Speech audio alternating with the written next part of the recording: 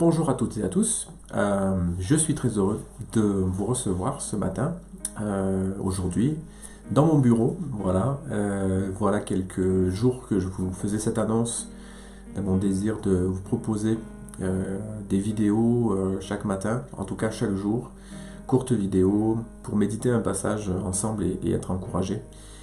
Donc je vous retrouve ce matin dans ce but, série de courtes vidéos, courtes méditations quotidiennes pour nous encourager. J'ai choisi le psaume 23 pour débuter et je vous propose de faire la lecture avec vous dans la version du texte en français courant. Alors, voici ce que nous lisons. Le Seigneur est mon berger, je ne manquerai de rien. Il me met au repos dans des prés d'herbes fraîches, il me conduit au calme près de l'eau.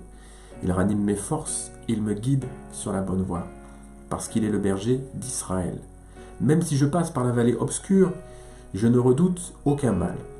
Seigneur, car tu m'accompagnes. Tu me conduis, tu me défends, voilà ce qui me rassure. Face à ceux qui me veulent du mal, tu prépares un banquet pour moi. Tu m'accueilles en versant sur ma tête un peu d'huile parfumée. Tu remplis ma coupe jusqu'au bord. Oui, tous les jours de ma vie, ta bonté, ta générosité me suivront pas à pas. Seigneur, je reviendrai dans ta maison aussi longtemps que je vivrai. Amen. Vous avez sans doute entendu beaucoup de prédications sur ce psaume.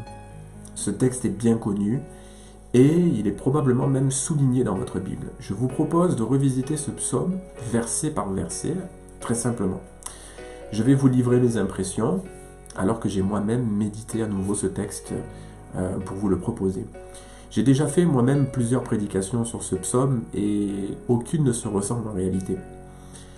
Puis, quand j'ai commencé à prêcher, il y a déjà quelques années, je me disais que tout avait déjà été dit. Et j'avais du mal à appréhender le fait de me dire, au fur et à mesure de méditer, de chercher, de revenir sur des textes, puisque ça a déjà été prêché, qu'est-ce que je vais bien pouvoir ajouter, qu'est-ce que je vais bien pouvoir dire de nouveau ou de nourrissant. C'est toujours un défi en réalité de méditer un texte et de pouvoir apporter quelque chose d'exhortant, d'encourageant pour le plus grand nombre. Alors, avec la grâce de Dieu, on y parvient et le Seigneur m'étonne toujours avec sa capacité à nous instruire et à instruire mon propre cœur. Je suis convaincu que le Saint-Esprit va vous parler ce matin et je crois que ce psaume va vous apporter beaucoup de réconfort. Ce matin, nous méditons le verset 1. Le Seigneur est mon berger, je ne manquerai de rien. Ici, on apprend deux choses essentielles en réalité. 1. Qui est ton berger ? 2. Quel est le rôle de ton berger ? Le texte désigne le Seigneur et nous apprend qu'il est notre berger. D'autres versions, comme celle plus classique, Louis II, dit « l'Éternel », donc qui désigne Dieu, est mon berger. David, qui écrit ce psaume, utilise le nom de Dieu. Dans l'hébreu, c'est 3 lettres que l'on appelle le tétragramme. Alors, nous savons que Dieu a établi Jésus comme berger de nos âmes. Il dira, écoutez-le, placez votre confiance en lui, car en lui j'ai mis toute mon affection. C'est Dieu qui aura donné ce témoignage à Jésus, à ses disciples. Nous pouvons dire avec assurance qu'il est notre berger. Jésus est notre berger. Ce texte ne dit pas « sera ton berger » ou « a été ton berger ». Le texte dit qu'il est ton berger. Ici, le psalmiste déclare pour lui-même que le Seigneur est son berger. Lui-même était berger, David. Il savait très bien ce que cela impliquait. Pour lui, avoir le Seigneur comme berger, c'est se savoir en sécurité. Ça veut dire que le Seigneur, ton berger, est présent dans ton présent. Jésus est venu au quotidien près de nous.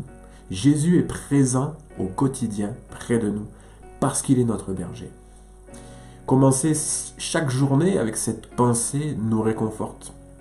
Je veux t'encourager à toujours te souvenir que Jésus est là. Jésus est présent, il marche avec toi, il prie avec toi, il pleure avec toi. Jésus est présent, il te donne des forces pour une nouvelle journée.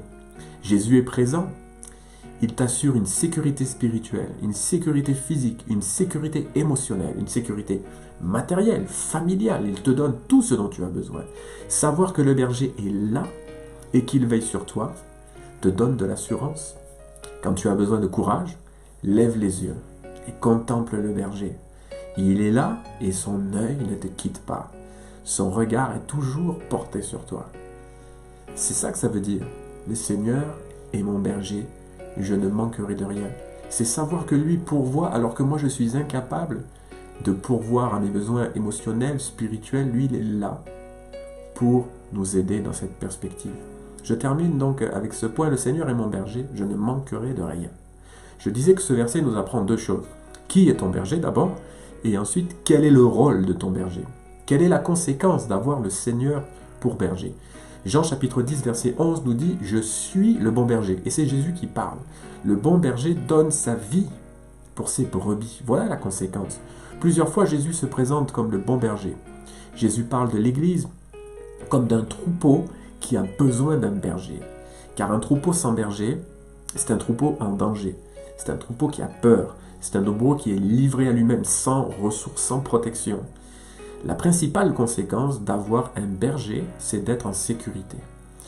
Nous savons que Jésus n'a pas fait que parler du sacrifice du berger. Avec sa mort en sacrifice sur la croix, Jésus a agi pour nous sauver et il nous a démontré vraiment qu'il était ce berger qui se livrait, qui s'offrait lui-même pour ses brebis.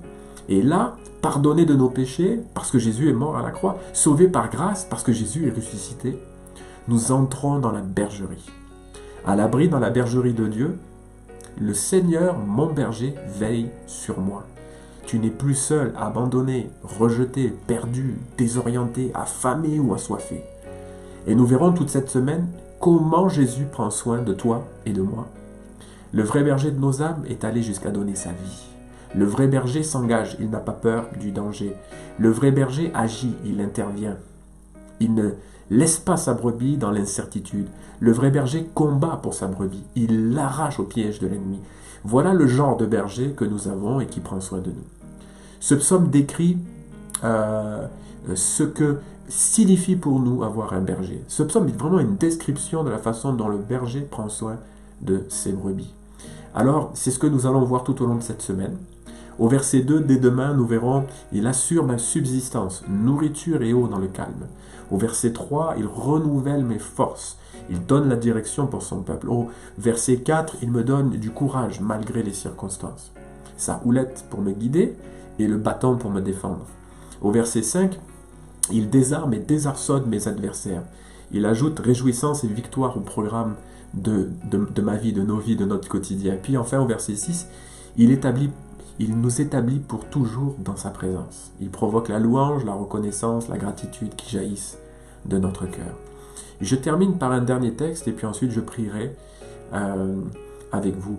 Matthieu 28, versets 19 à 20 nous dit « Allez, faites de toutes les nations des disciples, les baptisant au nom du Père, du Fils et du Saint-Esprit, et enseignez-leur à observer tout ce que je vous ai prescrit. » Notez la fin de ce verset « Et voici, je suis avec vous tous les jours jusqu'à la fin du monde. » Nous avons un berger qui ne nous abandonne pas et qui restera toujours à nos côtés. Alors suivons-le, attachons-nous à lui, aimons-le de tout notre cœur et marchons à sa suite.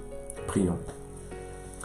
Seigneur, je veux te remercier parce que, comme nous le montre ta parole, tu es un berger extraordinaire, un berger merveilleux.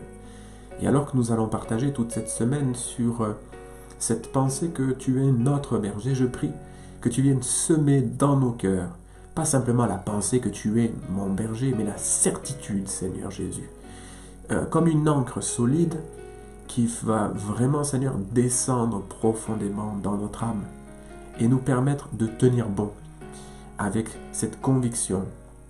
Par la foi, nous savons, Seigneur, que tu es notre berger et que ce berger-là, il s'est déjà livré pour nous. Il a déjà tout accompli pour que nous soyons en sécurité, une sécurité présente, mais une sécurité future aussi et une sécurité éternelle. Merci Seigneur de nous avoir établis dans ta bergerie. Merci Seigneur de veiller sur nous jour après jour. Veille Seigneur sur moi et sur tous ces bien-aimés qui regardent cette vidéo pendant cette journée. Veille sur nous Seigneur et vraiment remplis-nous de ta présence et émerveille nos cœurs à la façon dont tu vas prendre soin de nous et nous le démontrer encore concrètement aujourd'hui. Et qu'à ton nom soit toute la gloire, Jésus. Amen. Amen. Que le Seigneur vous bénisse. Je vous donne rendez-vous demain. Bonne journée. Au revoir.